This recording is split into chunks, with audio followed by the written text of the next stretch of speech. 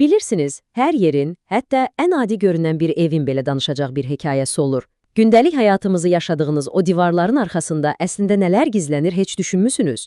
Gəlin bugün məhz belə bir evin hekayəsinə birlikdə qulaq asaq. Onu addım-addım kəşf edək. Baxın, bütün bu araşdırmamızın əsas sualı da elə budur. Gəlin bir anlığa özümüzü detektiv kimi aparaq. Əlimizdəki vizual ipucularından istifadə edib bu evin kimliyini, ruhunu anlamağa çalışaq. Unutmayaq ki, bu hekayədə hər xırda detal bir cümlə kimidir. Hər otaq isə sanki kitabın yeni bir fəslidir. Yaxşı, hekayəmizə çöldən binanın özündən başlayırıq. Çünki bilirsiniz, bir mənzilin taleyi onun yerləşdiyi binanın hekayəsindən heç də ayrı deyil.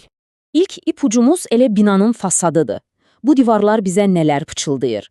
Onun memarlıq üslubu, yaşı, üzərindəki o həyat izləri, bunlar bizə nə deyir? Bu əslində sadəcə beton yığını deyil, yox. Bu bütöv bir dövrün və orada yaşayan insanların sanki bir portreti. Gəlin bu ipuclarına biraz da yaxından baxaq, görək nə tapırıq. Məsələn, bu tipik Sovet dövrü memarlığı bizə binanın tarixini, yaşını deyir, düzdürmü? Amma fərdi dəyişikliklərə fikir verin. O şüşəbəndlər, kondisionerlər, bunlar göstərir ki, sakinlər bura öz izlərini qoyublar, özlərinə uyğunlaşdırıblar. Bir də köhnəlmə izləri və o asılan paltarlar.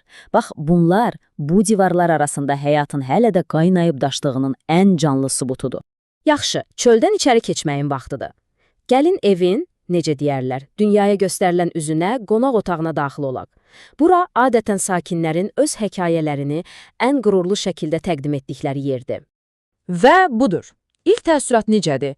Fikir verin, mebel, süfrə, o isti işıqlandırma, açıq aydın görünür ki, bu məkana xüsusi bir qayğı göstərilib, səliqəli saxlanılıb. Bəli, bura evin qürur mənbəyidir. İndi isə diqqətinizi otağın tam mərkəzinə çəkmək istəyirəm. O büllür çilçırağa.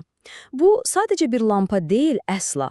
Bu bir bəyanatdır, bir status simvoludur sanki. Ətrafdakı o daha təvazökar əşyaların fonunda bu çilçıraq əsl qürur və arzu simvolu kimi par-par parlayır. Bu da bizi bir suala gətirib çıxarır, elə deyilmi?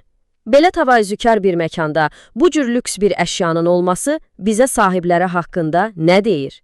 Çox güman ki, bu gözəlliyə, ənənəyə verilən dəyəri göstərir. Və əlbəttə ki, qonaqlar üçün xüsusi, unudulmaz bir atmosfer yaratmaq arzusunu. Yaxşı, qonaq otağı, yəni təqdimat hissəsi bitdi, indi isə keçək gündəlik reallığa. Gəlin, necə deyərlər, pərdəni qaldıraq və səhnə arxasında, yəni evin daha şəxsi hissələrində nələr baş verdiyinə baxaq. Baxın, buradakı ziddiyyət dərhal hiss olunur, elə deyilmi? O bəzəkli-düzəkli qonaq otağından sonra birdən-birə qarşımıza tamamilə funksional, heç bir bəzəyi olmayan məkanlar çıxır. Bu otaqlar bambaşqa bir hekayə danışır. Bu, gündəlik rutinin, illərin yorğunluğunun hekayəsidir.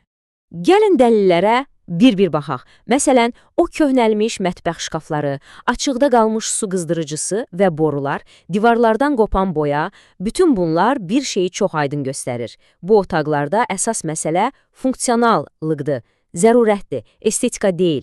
Bura həyatın ən real, ən filtrlənməmiş halıdır. Dayanın. Amma bu hekayə təkcə keçmişdən və yorğunluqdan ibarət deyil, yox. Bu divarların arasında gələcəyə aid bir ümid, bir dəyişiklik işığı da var. Gəlin onu tapaq. Sadəcə buna bir baxın. Zamanın bütün izlərini daşıyan bu köhnə otağın ortasında təzə, tamamilə müasir bir pəncərə. Bu sanki 10 illərdir toxunulmamış bir məkana edilmiş müasir bir toxunuşdur. Və bu təsadüfi deyil, bu şuurlu bir qərardır. Gələcəyə qoyulan bir investisiyadır. Burada çox kəskin bir təzad var, deyilmi? Bir tərəfdə keçmiş dayanıb, köhnəlmiş səthlər, içəriyə qapanmış bir atmosfer. O biri tərəfdə isə gələcəyə atılan bir addım. Bircə dənə, amma çox vacib müasir bir yeniləmə. Və bu, həm həqiqi mənada, həm də məcazi mənada içəriyə təzə bir işıq, təzə bir nəfəs buraxmaq deməkdir. Və baxın, o təzə pəncərədən çölə açılan mənzərə də budur. Əslində düşünsək, pəncərəni dəyişmək kimi adi görünən bir şey, evin daxili aləmini xarici dünya ilə tamamilə yeni bir şəkildə bağlayır. Bu, sözün əsli mənasında irəliyə baxmaqdır. Yaxşı, bütün bu tapdığımız ipuclarını bir yerə yığsaq, ortaya hansı mənzərə çıxır? Gəlin bu detektiv işini yekunlaşdıraq. Əslində, bu sitat bizim bütün gördüklərimizi mükəmməl şəkildə ümumiləşdirir.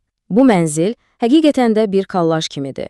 O köhnəlmiş döşəmələr onun keçmişidir, büllür çilçıraq bugünün qururudur, o təzə pəncərə isə, gələcəyə dair bir ümiddir, bir plandır. Və beləcə başa düşürük ki, əslində hər bir detalın böyük əhəmiyyəti varmış. İstər o çılçıraq olsun, istər köhnə bir boru, istərsə də o yeni pəncərə. Hamısı bir insan hekayəsinin fərqli-fərqli parçalarıdır. Əsas məsələ onlara diqqətlə baxmağı, onların dilini anlamağı bacarmaqdır. Və sonda, mən sizi bu düşüncə ilə tək buraxmaq istəyirəm. Biz indicə bir evin hekayəsini birlikdə oxuduq. Və sizin eviniz, sizin hekayəniz necədir? Bir anlıq düşünün. Əgər sizin evinizin divarları danışa bilsəydi, sizin haqqınızda nə danışardı?